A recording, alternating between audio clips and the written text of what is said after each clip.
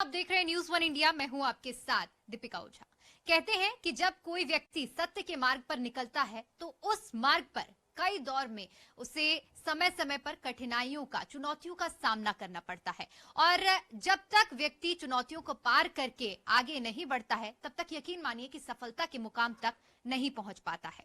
और यही जो मिसाल है, यही जो कहावत है, वो सटीक बैठती है। हमारे साथ मौजूद हैं मनीष कश्यप जी, पत्रकार कहें या समाज सुधारक कहें, इनके लिए ये शब्द कम पड़ेंगे। मनीष जी, संघर्ष की आपकी कहानी पिछले 9 महीनों से सबने देखी है। आपके समर्थक भी रहे हैं जो 9 महीने बाद जब आप जेल से रिहा हुए हैं, तस्वीरें देखने को मिली, कितना उत्साह आपके समर्थकों में देखने को मिला है। शुरुआत मैं करती हूँ। कहते हैं कि एक बिहारी सब पर भारी, यानी मनीष कश्यप उन बिहारियों के लिए भारी पड़ने वाले हैं जो बिहार की खदान को खोदने में वहां पर एक दीमक का काम कर रहे हैं, भ्रष्टाचार के जरिए, और सरकार में बैठकर पलीता लगाने का काम कर रहे हैं। देखिए, आपने बोला कि एक बिहारी सब पे भारी, ऐसा नहीं है। सिर्फ बिहारी ही नहीं, एक हिंदुस्तानी जो है वो पूरी दुनिया पे भारी हो जाता है। हम लोग हिंदुस्तान का ही एक छोटा सा राज्य जो है बिहार है, जिसकी जनसंख्या 13 करोड़ 80 लाख है। वहाँ के लोग हैं। देश के विकास में बिहारियों का अतुल्य योगदान रहा है। आप सड़कें हमसे बनवाएं, आपने इमारतें हमसे बनवाई, आप हमारे वजह से बहुत सारे लोग सेलिब्रिटी बने। हमने गाड़ी चलाया, हमने ट्रेन चलाया, हमने प्लेन चलाया, हमने यहाँ तक कि नाला को भी साफ किया और हर काम किया।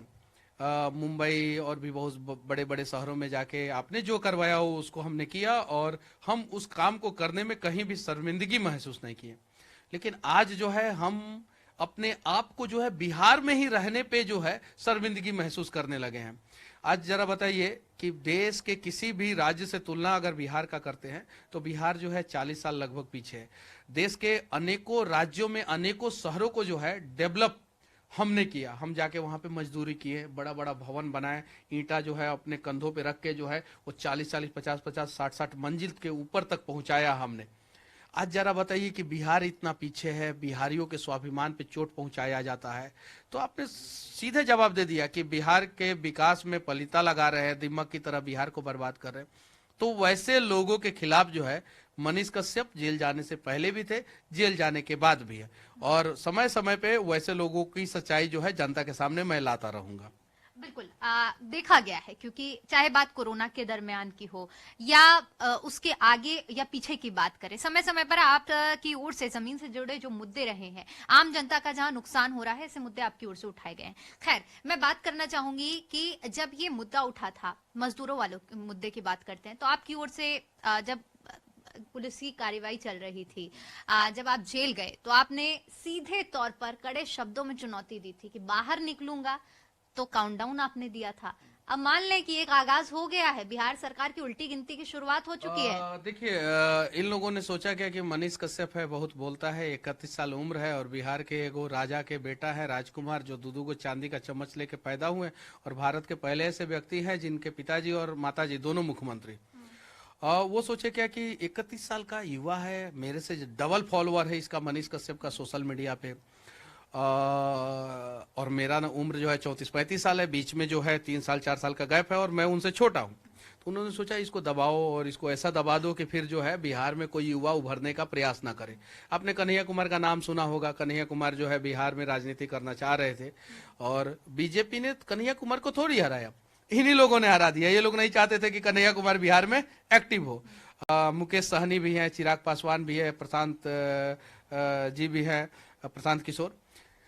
किसी भी युवा को, ये जो राजा के बेटा है राजकुमार ना, वो बिहार के किसी भी युवा को पसंद नहीं करते। हालांकि मैंने जिन लोगों का भी नाम रखा उनसे वैचारिक मतभेद हम लोगों का है, उनका रास्ता अलग है, हमारा रास्ता अलग है, जिन लोगों का भी मैंने नाम रखा, लेकिन ये लोग पसंद नहीं कर रहे। तो इन लोगों ने सोचा कि हम सभी के बीच में एक और लड़का आ रहा है, मनीष कश्यप, इसको ऐसा करो कि यहीं पे खत्म हो जाए, फिर बिहार में कोई गरीब का बेटा जो है ना, वो बड़ा बनने का सपना ना देखे, फेमस होने का सपना ना देखे, सरकार से सवाल पूछने का सपना ना देखे, आंखों में आंखें डाल के अपने हक की बात करने का सपना ना देखे। इसलिए उन लोगों ने 4 FIR बिहार में मेरे ऊपर कराया और 6 FIR तमिलनाडु में। 4-6 10 FIR, एक घटना 10 FIR मेरे ऊपर और एक NA से लगवाया। मेरे ऊपर आरोप क्या लगाया कि कि मनीष कश्यप ने फर्जी वीडियो बनाया है, जबकि मैंने कोई फर्जी वीडियो नहीं बनाया है। बिहार के मजदूरों से पूछा जाए कि उन्हें दूसरे राज्यों में परेशानी होती है कि नहीं होती है। अगर 90% मजदूर मेरे साथ नहीं खड़े होंगे तो मैं जिस जेल से निकला हूं उसी जेल में फिर से मुझे डाल दिया जाए। लेकिन अगर 90% मजदूर मेरे साथ खड़े हैं तो कहीं नहीं तो कहीं जो है देश के दूसरे कोने में बिहार के मजदूर परेशान है, और उसके लिए देश के दूसरे कोने के नेता और देश के दूसरे कोने के लोग दोषी नहीं है, बिहार के नेता और बिहार के लोग दोषी हैं। मैंने कोई फर्जी वीडियो नहीं बनाया था, और अगर वीडियो बनाना अपराध है, अगर लगता है कि मनीष कश्यप ने वीडियो में गलत बोला था और वो अपराध किया था, उसके ऊपर एनएसए लगना चाहिए। तो इस देश का कोई भी नेता जो है ना वो ऐसा नहीं